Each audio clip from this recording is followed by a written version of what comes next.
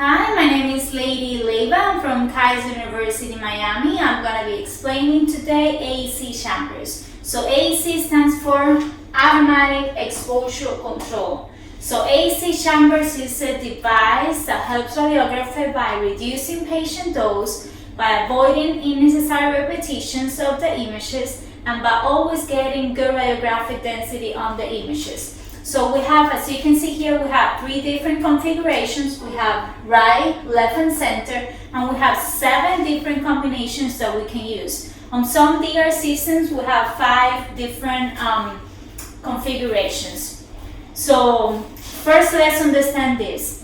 When you use Aec Chambers, the radiographer manually selects on the panel control, we select the KV and the MA, but the timer is selected by the machine depending on the body habits of the patient and depending on the different pathologies that the patients can have. There's 2 different types of pathologies. You have an additive pathology, or you have destructive pathologies. I'm going to be explaining further on that so you can understand.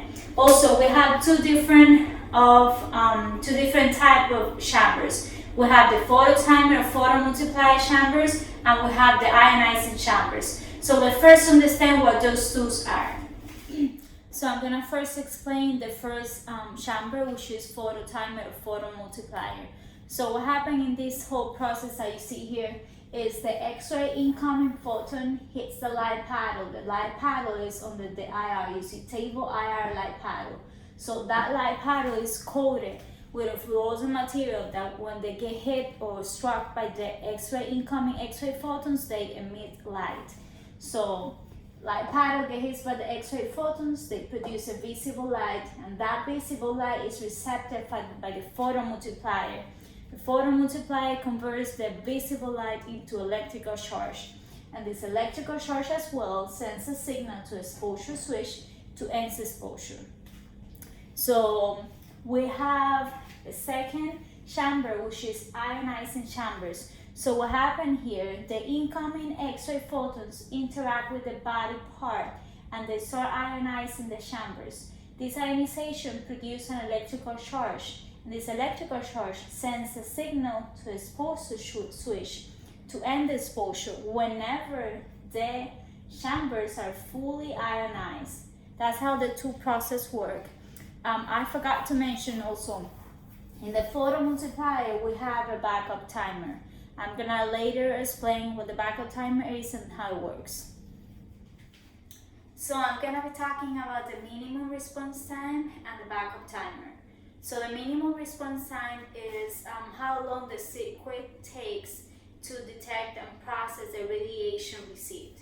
Okay, usually the minimum response time is 1 millisecond. So now let's see the backup timer. So the backup timer works when the AC fails to work. When the AC is not working properly, the backup timer kicks in and ends exposure. So let's see how it works. So the backup timer on phototimer chambers prevents overexposure patients by limiting the exposure MAS to 150%. So what does this mean? So let's say we choose 18 mass for the initial exposure. So 18 mass times 150% is going to be 27 MAS. When the exposure reaches the 27 MAS, automatically it's going to send a signal to the exposure switch and end exposure. So 27 MAS is the maximum time that the exposure will be allowed to continue, because you choose 18 mass. 27 mass is how long can you go with that, with that mass, with the phototimer set up to 150%. So I'm going to be explaining the density control adjustment. So the density control adjustment is usually represented in buttons. In a control panel, you have a control panel like this, and these are buttons. Okay, usually I represent -1, -2, -3, and then +1, +2, +3. Each button represents 25% of the mass.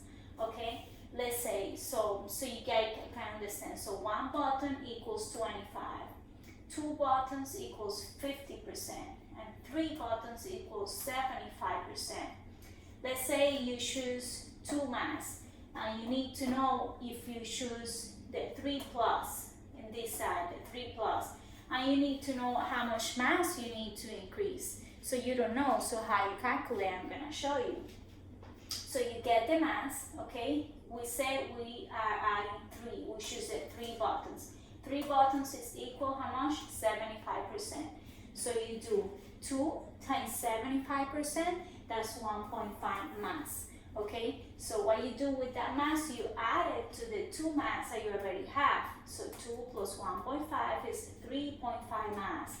So that gives you the total mass that you're gonna obtain and you're gonna have to use in order to adjust the density control. So that's how you do it. In the other hand, if you choose one of the negative side, if you choose 3, you do the same process, okay, which is 75 right here, but instead of adding the 1.5, you subtract the 1.5, and that's you're gonna get the mass. It's the same process, and that's how density control adjustment works for the control panel. There are some factors that we need to take into consideration when using Aec chambers. 2 of them is alignment and position of the body part. Let's say we choose an Aec chamber for a hand, which is extremity. We shouldn't use Aec chambers for extremities. This is why. Let's say we choose a hand, okay?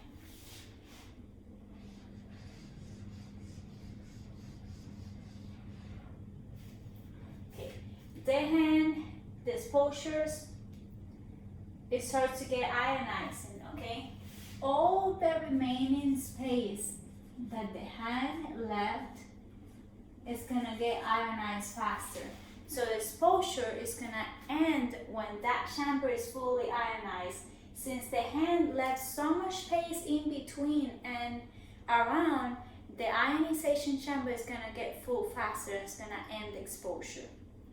Now also we have positioning errors, or we can have, we have 7 configurations that we can choose.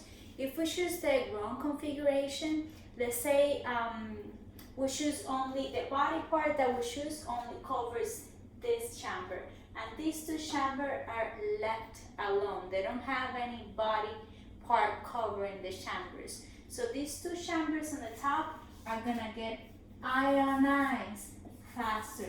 And what is gonna happen? They're gonna get full ionized, and the exposure switch is gonna end the exposure. So we're not gonna get a good exposure. We're not gonna get a good image. We're gonna get a bad image, bad resolution, bad contrast.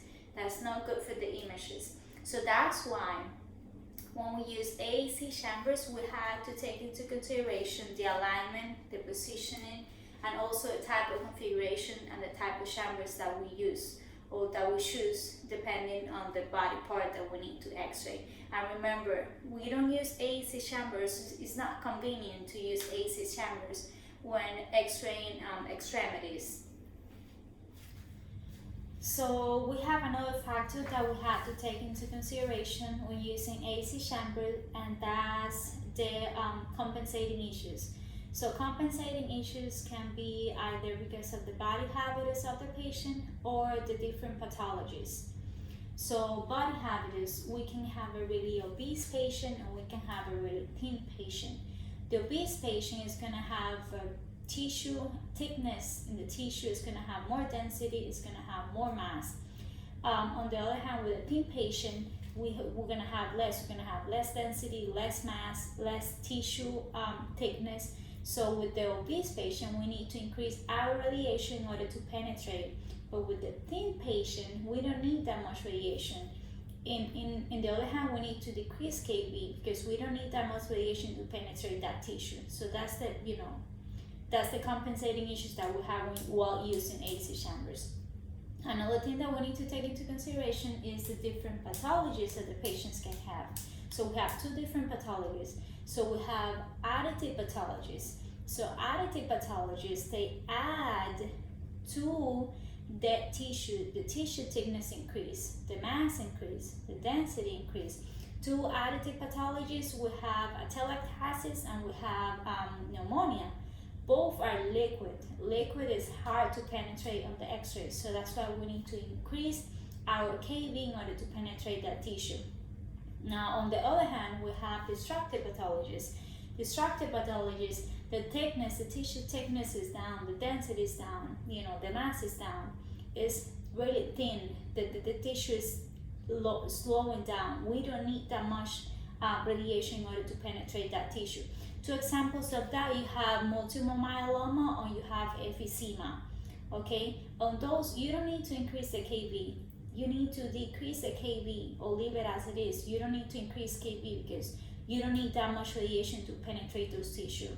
So those are two, compensating issues that we need to take into consideration whenever we're using Aec chambers. Last but not least, we have a very important factor, which is collimation. Collimation, as we all know, reduce scatter, okay? Help us to fight our big enemy, which is scatter. Scatter creates density, and when we have density in the ionization chambers, the exposure switch is gonna end the exposure. So let's say we have an AP thoracic vertebra, okay? We didn't collimate correctly side to side, so we left so much space here, okay? This space, because we didn't collimate correctly, is gonna produce more scatter, and that scatter is gonna fill the ionization chambers and it's gonna end the exposure sooner.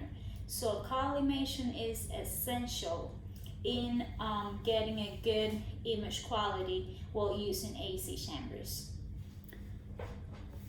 So to conclude my topic, I would like to say that Aec chambers automatic exposure control is a great tool to minimize overdose and to minimize repeating exposures and to minimize the patient dose. So we need to work with the different factors that I mentioned, which is minimal response times, the backup time, the collimation, the compensating issues, with the different pathologies and the different body habitus. If we work with all those factors, the Aec chamber is a great tool that is gonna help us to get a lower dosage while radiographing a patient.